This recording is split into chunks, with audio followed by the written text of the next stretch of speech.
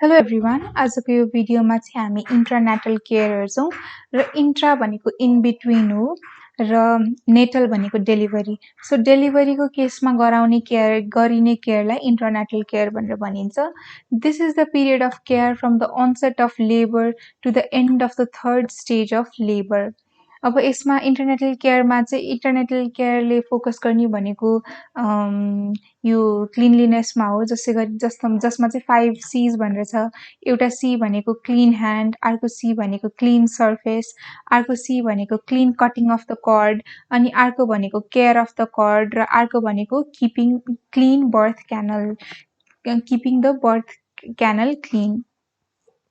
by avoiding harmful practices. Hospitals and health centers should be equipped for delivery with midwifery kits, a regular supply of sterile gloves and drapes, towels, cleaning materials, soap and antiseptic solution as well as equipments for sterilizing instruments and supplies. अब during delivery चाहिँ धेरै इन्फेक्सन्सहरू हुन सक्छ because of unsterilized use of equipments जसले गर्दाखेरि त्यहाँ infection हुने growth of organisms bacteria हुने भएको हुनाले हामीले 5 वटा कुरा चाहिँ ख्याल राख्नुपर्छ एउटा भनेको क्लीन ह्यान्ड अर्को भनेको क्लीन सर्फेस अर्को भनेको clean cutting of the cord अर्को भनेको चाहिँ केयर अफ द कर्ड अनि अर्को भनेको keeping the birth canal clean अब अब्जेक्टिभ्स भनेको early detection of abnormal progress of labor, prevention of prolonged labor, recognize cephalopelvic disproportion before obstructed labor. अब सुरुदेखि नै यहाँ भन्दै गएँ यो इन बिट्विन यो डेलिभरी हुने टाइममा दिइने केयर हो नि त र यसमा पाँचवटा C को केयरको कुराहरू आयो भने यो किन गरिन्छ भन्दाखेरि लेबर प्रोग्रेस हुँदै गर्दाखेरि कुनै एब्नर्मालिटी आउँछ कि भनेर डिटेक्ट गर्नको लागि त्यसैगरी लेबर चाहिँ प्रोलङ्ड हुनबाट प्रिभेन्ट गराउनको लागि र सेफालोपेल्भिक डिस्प्रपोर्सन भनेको चाहिँ यदि फिटस माल पोजिसनमा बसेको छ कि छैन भनेर थाहा पाउनलाई बिफोर अब्स्ट्रक्टेड लेबर यदि फिटस के अरे एप्रोप्रिएट पोजिसनमा बसेको छैन भने त्यसले गर्दाखेरि अब्स्ट्रक्टेड लेबर हुने हुन्छ त्यसलाई चाहिँ पहिले रिकग्नाइज गरे पनि अर्ली म्यानेजमेन्ट गर्न सकिन्छ assist in early decision on transfer augmentation or termination of labor, increase the quality and regularity of all observation of mother and fetus, early recognition of maternal and fetal problems. अब common child birth practices नेपालको कन्डिसनमा हेर्ने हो भने चाहिँ home delivery र institutional delivery छ institutional delivery NDHS 2016 को data अनुसार 57% छ र एनुअल रिपोर्ट 2074-75 को BS बाट हेर्ने हो भने 54% छ होम डेलिभरीले धेरै कन्सिक्वेन्सेसहरू निम्त्याउन सक्छ जस्तै रिटेन्ड प्लासेन्टा और excessive vaginal bleeding excessive vaginal bleeding and shock that needs resuscitation, postpartum hemorrhage, 3rd or 4th degree perineal tear, obstructed labor, meconium aspiration भनेको चाहिँ स्टूल कन्टेन्ट एउटा बच्चाले कन्ज्युम गर्छ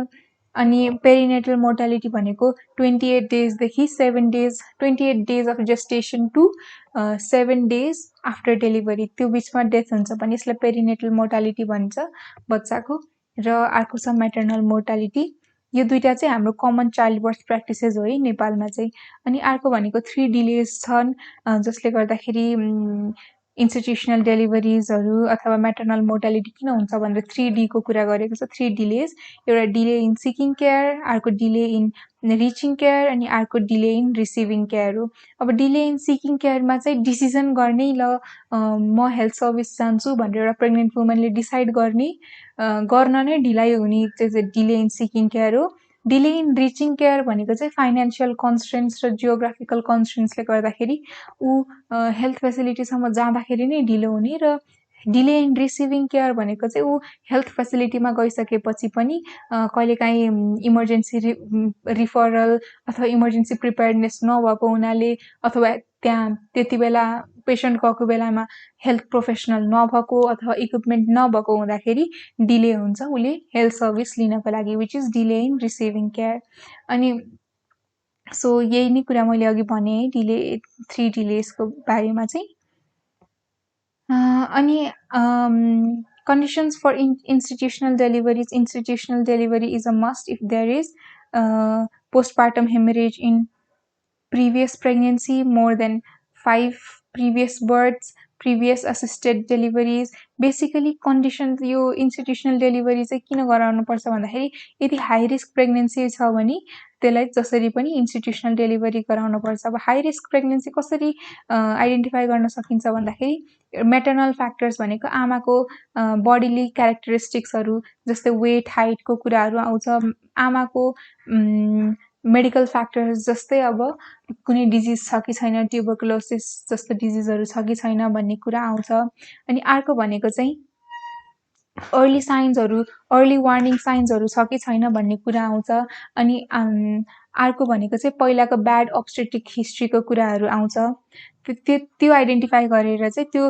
हाई रिस्क प्रेग्नेन्सी आइडेन्टिफाई गरेर चाहिँ institutional delivery गरिन्छ। अब skilled birth attendant भनेको चाहिँ हेल्थ प्रोफेसनल हो, such as midwife, doctor or nurse who has been educated and trained to proficiency in the skills needed to manage normal pregnancies, childbirth, post-period, in identification, management and referral of complications in women and newborn. So एउटा health